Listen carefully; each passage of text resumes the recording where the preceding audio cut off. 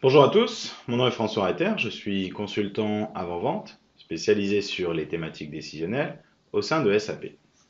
Alors aujourd'hui, je voudrais vous présenter comment SAP Business Object a revisité sa plateforme décisionnelle depuis le deuxième semestre 2017 afin de proposer une nouvelle expérience utilisateur à l'ensemble de ses clients.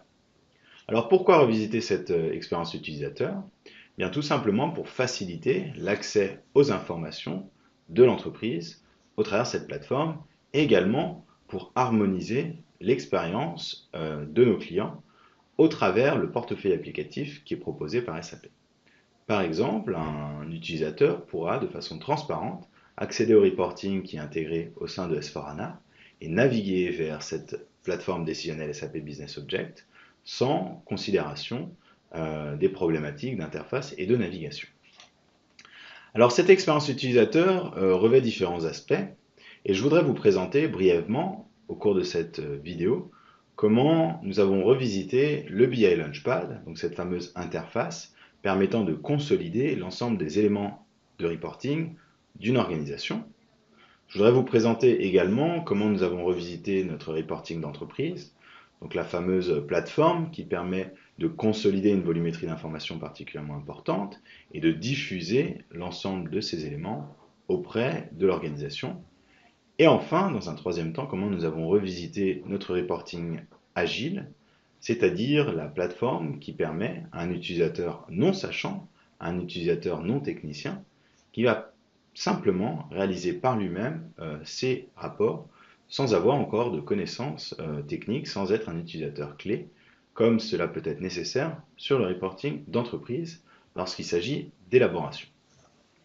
Alors pour cela, je vais me mettre dans la peau d'un utilisateur qui est dans une entreprise qui commercialise des vélos. Et je vais vous montrer donc comment cet utilisateur va naviguer entre ces trois différents éléments au sein de sa plateforme décisionnelle d'entreprise. Donc vous voyez ici, je suis connecté à mon BI Launchpad, donc encore une fois, cette plateforme qui consolide l'ensemble des éléments de mon reporting. Et pour ceux qui connaissaient l'ancienne version, vous voyez que les changements sont particulièrement importants et qu'on a plus de facilité à accéder aux informations et à différents éléments de navigation qui, en revanche, sont similaires d'une plateforme à une autre.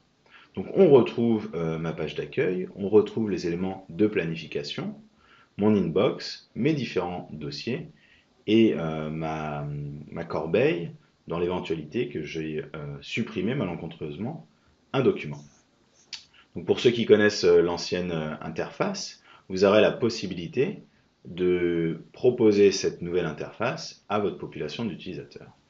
Et donc on le voit par exemple ici en page d'accueil, je vais pouvoir organiser mes documents au travers différentes catégories, par exemple des catégories permettant de regrouper des rapports par domaine fonctionnel, tels que le commerce, tels que les activités de production, tels que les activités financières, et ainsi de suite. Alors pour continuer cette présentation, je vais vous montrer comment je vais naviguer vers mes différents dossiers et comment je vais aller ouvrir un rapport de reporting d'entreprise. Donc vous le voyez ici, j'ai une organisation, encore une fois, de mes différents dossiers. Et je vais vouloir aller sur mon reporting qui me permet de suivre les performances de vente de mon entreprise. Donc ici, j'ouvre ce document. Encore une fois, l'arborescence peut être différente d'une organisation à une autre. Ici, j'avais une arborescence qui était assez importante, mais on peut envisager qu'on ait une arborescence qui soit beaucoup plus simple. Et donc vous voyez ici, encore une fois, pour ceux qui connaissent l'ancienne plateforme décisionnelle, le reporting d'entreprise a été revisité et particulièrement intéressant désormais. Et on a, vous voyez, sur ce reporting, une vue générale, en première page, des performances de vente de mon entreprise.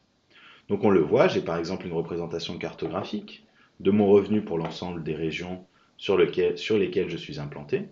J'ai un certain nombre d'indicateurs clés comme mon revenu, ma profitabilité et la distribution de mes performances par ligne de produit.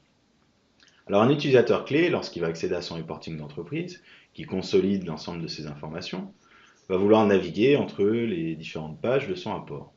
Donc c'est ce que je vais le faire. Donc une fois que j'aurai navigué sur ma page d'accueil, je vais aller voir le détail pour l'ensemble de mes distributeurs. Donc j'ai par exemple une représentation de la profitabilité de mes ventes pour l'ensemble de mes clients. J'ai une représentation de mon revenu et de ma profitabilité pour l'ensemble des clients ici sur une deuxième type de représentation. Et admettons donc si je suis un utilisateur final, je vais vouloir interagir avec ce graphique au-delà de la navigation d'une page à l'autre, bien entendu. Je vais vouloir par exemple créer des tris, créer des filtres. Et donc c'est ce que je vais faire par exemple si je souhaite analyser ma profitabilité pour les 5 clients avec lesquels j'ai les meilleures performances. Donc je fais un tri, vous voyez, comme vous le voyez, sur les 5 clients pour lesquels j'ai la profitabilité la plus importante. Et à partir de là, je valide. Et cette représentation va simplement s'ajuster. Je souhaite changer de type de représentation, je souhaite changer d'analyse, vous voyez que je vais filtrer tout simplement sur mes groupes de clients. Donc ici, on voit que je suis sur les distributeurs, le réseau des grandes distributions. Je souhaite filtrer, changer sur mes distributeurs spécialisés. Je vais très simplement réaliser ce changement de filtre. Et à partir de là, je change mon analyse et on voit que les informations ont changé. Et j'ai désormais les informations qui sont toujours sur les 5 clients pour lesquels j'ai la plus forte profitabilité, mais ici sur les distributeurs spécialisés.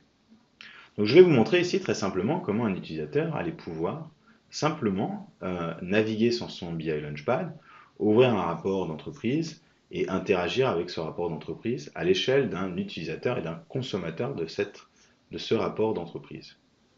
Désormais, je voudrais vous montrer comment on va pouvoir basculer sur un rapport de visualisation agile. Donc ici, j'ai un jeu de données qui est le même jeu de données. Et je voudrais vous montrer comment le reporting agile ici se manifeste. Donc on voit que sur cette page de mon rapport agile, j'ai encore une fois un tableau de bord avec un élément cartographique. Je vais recentrer cette cartographie.